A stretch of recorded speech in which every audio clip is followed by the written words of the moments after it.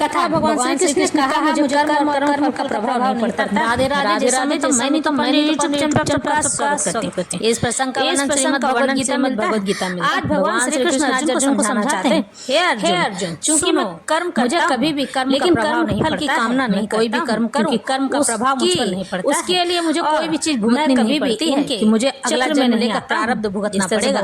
मैं इसके प्रभाव में नहीं आता हूँ, और ना कर्म अच्छे कर्म करने पर या बुरे कर्म करने पर उसके कर्म फल की कामना करता हूँ। मुझे इससे कोई देना देना नहीं है। लेकिन जो लोग मेरे भक्त होते हैं वो इस बारे में जानते हैं, मुझ पर किसी कर्म का कर्म बंधन नहीं सकता, नहीं मैं कर्म फल की कामना बंधन से सदा सर्वदा के लिए मुक्त हो जाता है। इस सत्य को जानता है, जीवन भी कर्मों के किसी भी प्रकार से नहीं बंधता है। जिस प्रकार इस भौतिक जगत में संविधान के नियम अर्जुन को बताते हैं कि राजा न कर्माणि दंडनीय न ही किसी में कर्म फल नियमों के अधीन रहता है। उसी तरह यद्यपि भगवान इस भौतिक जगत के त्रष्टा है, किंतु वह भौतिक जगत के कार्यों में प्रभाव नहीं पड़ता, ना ही मैं कर्म फल की कामना करने पर भी वे जो मेरे संबंध में सत्य को जानता है, जबकि जीवात्मा के भौतिक कार्यकलापों के सकाम कर्म फलों में अर्जुन बंधे रहते, क्योंकि उनमें होते हैं प्राकृतिक कर्म का प्रभाव नहीं पड़ता। प्रभुत्व दिखाने की प्रवृत्ति रहती है। संसार संविधान के नियम बनाए गए के अच्छे बुरे बताते हैं कि राजा न तो दंडनीय होता है और न ही किसी राज नियमों के अधीन रहता है। जीवात्मा अपने अपने जो कार्यों में लगी रहती, यानी कि हमारे राष्ट्रपति भगवान को नियम बना देते हैं, होते हैं उन्हें कर्म फल नहीं लगेगा, नहीं कर्म गति के लिए जीवात्मा संसार के कर्म तरह यद्यपि भगवान के भौतिक जगत की कामना करती रहती है वाले, किंतु वे भौतिक जगत में कार्यों से प्रभावित नहीं होते हैं तथा सृष्टि करने पर भी वे ऐसे पृथक रहते हैं, अलग रहते हैं। जबकि जीवात्मा उनके द्वारा की सांसारिक कार्यकलापों में सभी कर्मचारियों का संहीन स्तर, क्योंकि उनमें सुख नहीं प्राकृतिक साधनों पर भौतिक दिखाने की प्रतिक्रिया से पृथक रहता है। संस्थान का स्वामी कर्मचारियों के अच्छे बुरे पर उगने कार्यों के लिए उत्तरदायी नहीं, कर्मचारी उगने के लिए स्वयं उत्तरदायी होते हैं। जीवात्मा अपने अपने वर्षा के इंद्रिय तृप्ति कार्यों में लगी रहती है, किंतु ये कार्य भगवान द्वारा निर्दिष्ट नहीं होते। इस इंद्रिय की पुष्टि स्तोत्र की गई है। के लिए जीवात्मा संसार के कर्म में प्रवृत्त होते हैं, मृत्यु के बाद सुख की कामना करती रहती है। स्वयं पूर्ण होने के कारण भगवान को तथा कथित स्वर्ग सुख का कोई आकर्षण नहीं रह जाता। स्वर्ग के देवता उनके द्वारा भौतिक नियुक्त सेवक के लिए भगवान कभी भी कर्मचारियों का संन्यास केवल निमित्त सुख नहीं चाहता है, वह भौतिक क्रिया प्रतिक्रिया दृष्टि गोचर पृथक रहता है, अलग रहता है। अनेक उदाहरण के तौर पर पृथ्वी पर उगने वाली विभिन्न वनस्पतियों के उगने के लिए और ये सब उत्तरदायी नहीं है। यद्यपि वर्षा के बिना फल भोगने को वनस्पति नहीं उग सकती है, वैदिक स्मृति से करने के लिए केवल समुचित सुविधाएं तथा प्रकृति के गुणों के नियम मात्र में कराते हैं। श्री उनके किसी भूत कर्म और वर्तमान कर्म के लिए उत्तरदायी नहीं माने जाते। वेदांत सूत्र में पुष्टि की गई है, भौतिक सृष्टि के लिए भगवान ही परम कारण है, नए प्रकृति तो केवल निमित्त कारण है। जिसमें विराट जगत दृष्टि गोचर होता है, किसी भी जीव के प्रति अनेक जातियां होती करते हैं तथा देवता मनुष्य तथा निम्न पशु और वे सब पूर्व शुभाशुभ कर्मों के फल भोगने को बाध्य हैं। भगवान उन्हें ऐसे कर्म करने के लिए केवल समुचित सुविधाएं तथा प्रकृति के गुणों के नियम सुलभ कराते हैं, किंतु वे उनके किसी भूत तथा वर्तमान कर्मों के लिए उत्तरदायी नहीं होते हैं। वेदांत सूत्र में पुष्टि हुई है कि वैषम्य न घृण्ये न सापेक्षत्वात्, भगवान किसी भी जीव के प्रति पक्षपात नहीं करते हैं। जीवात्मा अपने कर्मों के लिए स्वयं उत्तरदायी मानी जाती है। भगवान उसे प्रकृति अर्थात बहिरंगा शक्ति के माध्यम से केवल सुविधा प्रदान करने वाले हैं। जो व्यक्ति इस कर्म नियम की सारी बारीकियों से भली भांति अवगत हो जाता है, वह अपने कर्मों के फल से प्रभावित नहीं होता है। दूसरे शब्दों में, जो व्यक्ति भगवान के इस दिव्य स्वभाव से परिचित होता है वह कृष्ण भक्ति में अनुभवी हो जाता है। इस तरह उस पर कर्म के नियम लागू नहीं होते हैं। जो व्यक्ति भगवान के दिव्य स्वभाव को नहीं जानता है और सोचता है कि भगवान के कार्यकलाप सामान्य व्यक्तियों की तरह कर्मफल के लिए होते हैं, वे निश्चित रूप में कर्मफलों में बन जाते हैं। किंतु जो परम सत्य को जानता है वह कृष्ण भक्ति में स्थिर मुक्त जीव कहलाता है। एवं ज्ञात्वा कृतं कर्म पूर्वैरपि मुमुक्षुभिः कुरु कर्मेव तस्मात् त्वं पूर्वोत्तरं कृतं। प्राचीन काल में समस्त मुक्तात्माओं ने मेरी दिव्य प्रकृति को जान करके ही कर्म क्रिया, अतः तुम्हें चाहिए कि उनके पद चिन्हों का अनुसरण करते हुए अपने कर्तव्य का पालन करो। मनुष्यों की दो श्रेणियां हैं, कुछ के मनों में दूषित विचार भरे रहते हैं और कुछ भौतिक दृष्टि से स्वतंत्र होते हैं। कृष्ण भक्ति में इन दोनों श्रेणियों के व्यक्तियों के लिए समान रूप से लाभप्रद हैं। जिनके मनों में दूषित विचार भरे रहते हैं। उन्हें चाहिए कि भक्ति के अनुष्ठानों का पालन करते हुए क्रमिक शुद्धिकरण के लिए कृष्ण भक्ति को ग्रहण करें। यानी कि जो लोग वासना में पड़े रहते हैं, भगवान यहाँ समझाना चाह रहे हैं कि उससे निकलने के लिए अपने आप को ईश्वर को अर्पित और समर्पित कर देना चाहिए। काम वासना की आसक्ति से मनुष्य को अगर कोई निकाल सकता है तो वह प्रभु श्री नारायण है और इसके अलावा कोई नहीं। आप बार बार उसमें डूबते चले जाएंगे, मन दूसरी ओर भागेगा, लेकिन मन को फिर भी पकड़कर एक जगह अग्रसर करना है, यानी कि उसे भगवान की शरण में लगाए रखना है और उनकी ही सेवा के लिए तत्पर करना है। जिनके मन पहले से ही अशुद्धियों से स्वच्छ हो चुके हैं, वे उसी कृष्ण भक्ति में अग्रसर होते हैं जिसमें अन्य लोग उसके आदर्श कार्यों का अनुसरण कर सकें और लाभ उठा सकें। मूर्ख व्यक्ति या कृष्ण भक्ति में नव दीक्षित प्रायः कृष्ण भावनामृत का पूरा ज्ञान प्राप्त किए बिना ही कार्य में विरत होना चाहते हैं, लेकिन भगवान ने युद्ध क्षेत्र के कार्य में विमुख होने की अर्जुन की इच्छा का समर्थन नहीं किया। आवश्यकता इस बात की है कि ये जाना जाए कि किस तरह कर्म किया जाए।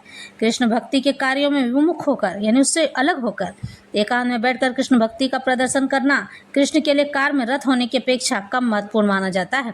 यहाँ पर अर्जुन को सलाह दी जाती है कि वह भगवान के अन्य पूर्व शिष्यों तथा सूर्यदेव विवस्वान के पद चिन्हों का अनुसरण करते हुए कृष्ण भक्ति के में कार्य करे। इसलिए वह सूर्यदेव के कार्यों को संपन्न करने के लिए आदेश देते हैं, जिसे सूर्यदेव ने उनसे लाखों वर्ष पूर्व सीखा था। यहाँ पर भगवान कृष्ण के ऐसे सारे शिष्यों का उल्लेख पूर्ववर्ती मुक्त पुरुषों के रूप में हुआ है, जो कृष्ण द्वारा नियत कर्मों का संपन्न करने में लगे रहते हैं। किम कर्मेति कवियो अप्यत्र मोहिता तत्ते कर्म प्रवक्ष्यामि यज्ञात्वा मोक्षसे अशुभात्। कर्म क्या है और कर्म क्या है, इसे निश्चित करने से बुद्धिमान व्यक्ति भी मोहग्रस्त हो जाते हैं। इसलिए मैं तुमको बताऊंगा कि कर्म क्या है, जिसे जानकर तुम सारे अशुभ से मुक्त हो सकोगे। जिस तरह से भगवान आगे समझाते हैं, कृष्ण भक्ति में जो कर्म किया जाए वह पूर्ववर्ती यानी पहले के समान प्रमाणिक भक्तों के आदर्श के अनुसार होना चाहिए। उसका निर्देश 15वें श्लोक में किया गया है। ऐसा कर्म स्वतंत्र क्यों नहीं होना चाहिए, इसकी व्याख्या अगले श्लोक में की गई है। कृष्ण भक्ति में कर्म करने के लिए मनुष्य को उन प्रामाणिक पुरुषों के नेतृत्व का अनुगमन करना होता है जो गुरु परंपरा में हो, जैसा कि इस अध्यात्म के प्रारंभ में कहा जा चुका है। कृष्ण भक्ति के पद्धति का उपदेश सबसे पहले सूर्यदेव को दिया गया था, जिन्होंने इसे अपने पुत्र मनु से कहा था। मनु ने इसे अपने पुत्र इक्ष्वाकु से, और यह पद्धति तब से इस पृथ्वी पर चली आ रही है। अतः परंपरा के पूर्ववर्ती अधिकारियों के पद चिन्हों का अनुसरण करना आवश्यक है। इक्ष्वाकु श्री रामचंद्र जी के पूर्वज थे, अन्यथा बुद्धिमान से बुद्धिमान मनुष्य भी कृष्ण भक्ति के आदर्श कर्म के विषय में मोहग्रस्त हो जाते हैं। इसलिए भगवान ने कृष्ण भक्ति के आदर्श कर्म के मोहग्रस्त हो जाते हैं स्वयं ही अर्जुन को कृष्ण भक्ति का उपदेश देने का निश्चय किया।